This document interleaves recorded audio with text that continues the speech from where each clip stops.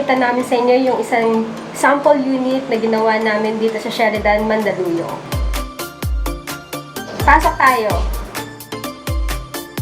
So, going to the living room, we put this, mga storage, not only a TV rack. So, sa condo, syempre, mas madami tayong gamit, mas madami tayong area na mapapaglagyan, na hindi pa rin siya kung saan-saan lang nakalagay. So, yung iba nakatago dito, same with the other 3 cabinets pa din yan, na pwede mong paglagyan ng mga gamit na extra mo. So, this TV rack, dinesign to para ma-move din, and meron din siyang extra storage sa likod. So, ganito siya. So, you can flip, ayan, tilt, and swivel this TV rack. Ayan. So, pagbabalik mo na siya, ganun lang din. Kailangan mo siyang i-lock. Ayan, sa part na yan. So, another idea sa mga gusto magkaroon ng condo in the future, or gusto magpa-renovate, magpa-interior, pwedeng-pwede nyo kaming kontakin. You can like our page from the Living PH. Ayan. Another thing na pwede namin makita sa inyo is the custom-made center table. So, pag nandito ka, pwede mo siya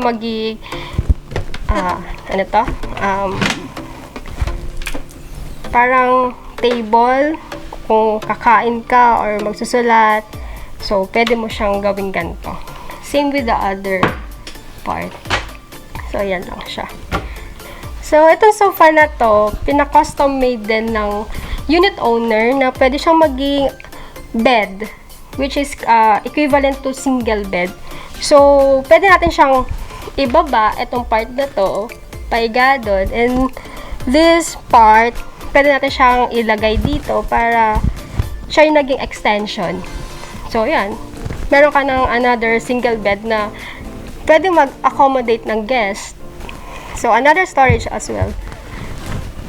So, etong smart curtain na to, ito yung gusto ko din eh. Kasi, pwede mo siyang labhan. Unlike before, yung mga vertical blinds, the traditional one, madumi na siya, ayun na. So, hindi mo na siya pwedeng linisin, punas-punas lang. Unlike this one, pwede mo siyang labhan.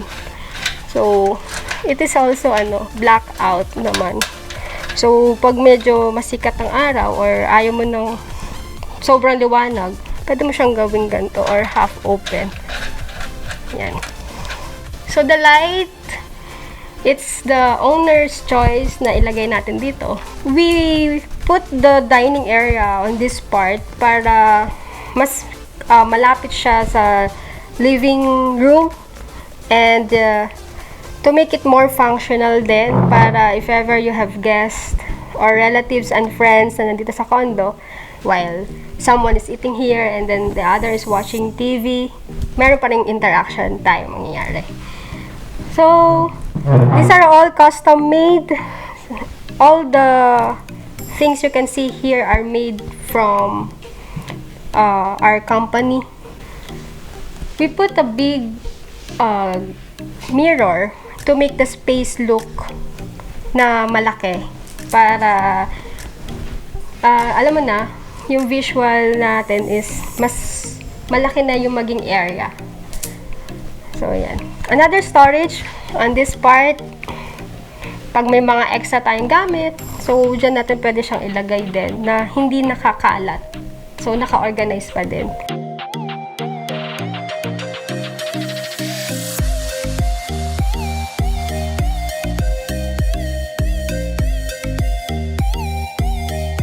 So, itong kitchen island na to is made of laminated plywood with quartz. So, gusto nila mas stylish compared to granite. So, we use quartz to have an inviting look para sa mga visitors natin. So, this table can accommodate 4 persons. Ito, all the items na makikita niya is customized. So, it's their preference for the color and for the mga textures na ating fabric. This is made of Gimelina wood. So, sturdy and matibay. So, kahit mas malaki yung katawan ng upo dito, for sure, kayang-kaya. So, this is the kitchen. So, makita natin din yung kanilang lighting, which is their own choice. And it complement naman din sa mga nilagay natin sa unit. As we can see, maganda yung naging effect and aesthetic nito. So, this part,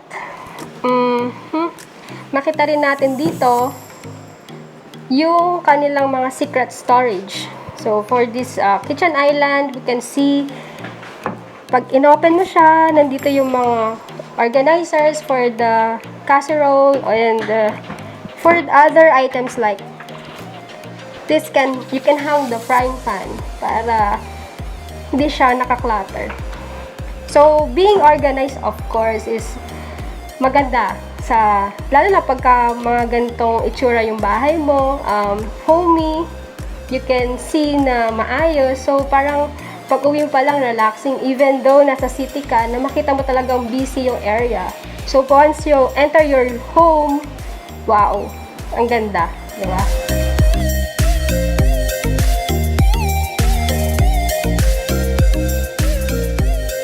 This is the kitchen cabinet before na we make it one granite na lang to make it more seamless, and then we mounted the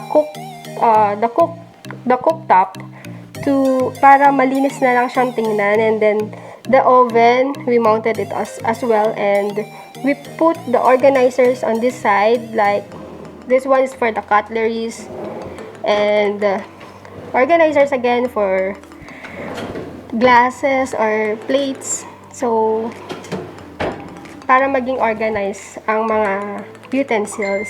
Okay.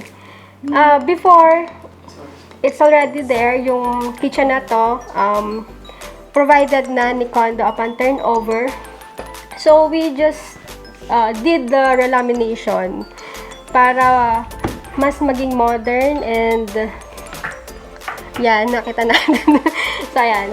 Mas maganda siyang tingnan ngayon kasi yung color is, makita natin na pwede siya maging minimalist, and then mas maliwanag or maaliwala siyang tingnan. So, yan. So, we put 2 ledges para makapaglagay din tayo ng some displays para di naman siya pure makita mo, luto lang, ganyan. So, makapag-put pa rin tayo ng mga decor para mas magandang tingnan. Aside from that, we also made this part where we can put the trash can para mas tago yung mga basura natin dito. Then, additional drawers, and on this part as well. Yeah. So, for other condiments, you can put it here.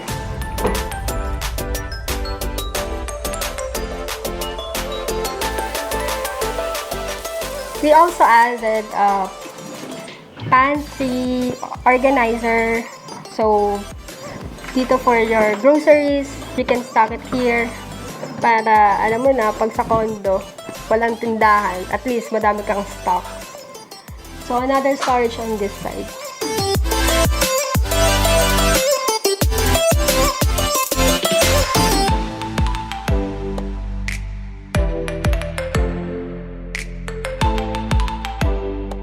So, tara dito tayo sa master's bedroom. So, pagpasok mo sa master, makita mo itong part ng cabinet na to. Pwede kang mag-store dito ng mga shoes na malinis. Yung mga hindi talaga usual na ginagamit sa labas. And other items, pwede din siya maging organizer. So, yan. So, we custom made also this one. And pagpasok mo, ayan, we have this light. Tricolor. So, you can switch the mood kung ano man yung gusto mo. And we put this bed, this fit double size bed. So, spacious pa rin siya kung couple yung mag-stay dito, maluwag pa din siya. And this part, sa wardrobe natin, nakita ko lang yung loob. So, open natin siya. So, yan. So, we put this, parang mga, ano siya, ng mga pants. Dito mo siya ilalagay. Ihang mo lang. So, para yung pagkakatupi niya, hindi siya masyadong malukot. And then, we put these drawers. And, this is for the shirts. So, katulad ko na maliit. This is very advisable para yan. Meron ka ditong ano, ipo-pull down mo lang. Abot mo na. Unlike before na, di ba, parang ang hirap naman abutin ng ganun or unless magkaroon ka ng stool or ladder para mas maabot mo siya. So, this one is very convenient and advisable. Lalo na sa mga small spaces like this condo unit. Another thing, so we maximize everything na dinesign natin dito sa condo na to. This wall or this parang poste. So, ito, nilagyan natin siya ng secret storage. Pag in-open mo siya, pwede ka pa makapaglagay ng ibang items dyan. And also on this part. Yan. And, yan, side table. Parang masarap matulog. Tulog tayo. Okay, etong mga TV rack natin, sa lahat, sa living room and sa bedroom 1, lahat to with secret storage sa likod. So, movable din siya. You can swivel or tilt sa isang side para kung ano yung position na mas comfortable ka, makikita mo yung pinapanood mo. And we have these drawers also, again, para mas madami tayong malagay mga items and files. Yun lang. I think this is the cove lighting. So, madami tayo nilagay na ilaw para mas romantic. Diba? So, itong bed natin, marami rin tayong storage dito. Meron tayong mga 3, I think, on this side and on the other part pa. So, pwede nyo lagyan ng mga pillow, case, mga ganyan, or anong pang items yung gusto mo.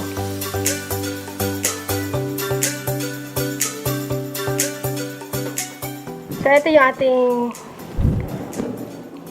comfort room. So, makita mo dito, yung washing machine. So, dito rin siya nakalagay. And it is place na talagang may makakapag-function ka ng maayos. So, another storage, kung ano mga stocks na pwede mo lagay dito or gamit. And I think this part, dito, we decided to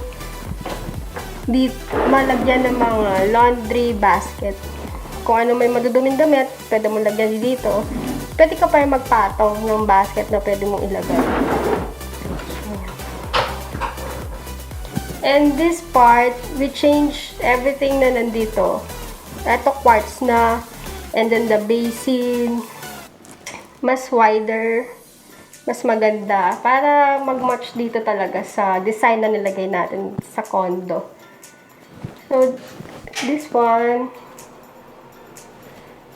So, ito. May mirror light din siya. So, maganda yung effect niya. Yeah. Okay. Then, we change the tiles. Before, kasi maliliit lang din yung tiles na nakalagay dito. So, we change everything from floor to the wall of this CR. And we put this shower enclosure para hindi maging messy yung mga talsik ng tubig. At least, you keep this place dry. Hindi laging basa. So, yun lang.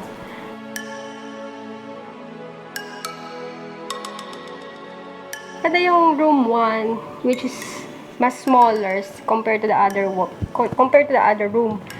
Itong door na to nga pala, before, ang existing is swing door. So, the owner decided to change it to barn door. So, may pagka-barn door pa rin siya. At the same time, may lock tayo sa labas. Because yung barn door, usually wala siyang lock na makikita eh. And sa loob mo lang siya ma-access to lock the door. So, they want it na, in case may emergency man or whatever mangyari sa loob ng kwarto, at least meron silang key to open it. So, I think it's a wise decision naman. So, going inside, you can find this movable table. Actually, computer table to, where you can fold na yung other side para hindi siya masyado mag-consume ng space. Ito kasing room is maliit talaga. So, ito siya. Yan. So, pwede mo siyang lagay kahit saang area. So, ito yung wardrobe. Makita nyo talagang full, siguro napakahabang mirror nilagay namin para to make the space look bigger or wider. So, ito yung door. Pag in-open mo na siya, same lang din na nilagay natin sa kabilang wardrobe. So, same pa din. Para sa maliliit na taong tulad ko, ito siya. So, I think, ayan. Binababa din yung part na yun. And, for the pants, yan. Pwede mo siyang ihang lang dyan.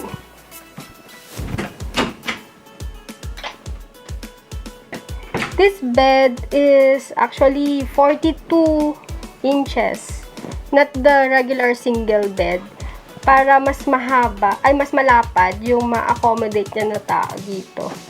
And another storage pa din, tulad ng isang room, meron siyang mga organizer sa ilalim. And yan. So, boy kasi anak nila. So, I think okay naman tong mga nilagyan natin display. Mas manly. Ganda. So, another storage for the TV rack, same lang din. Okay, that's it for today. For your future interior needs, you can like our page from the Living PH. We are very glad to assist you, and we will work with you to achieve your goals and ideas. Thank you. Bye.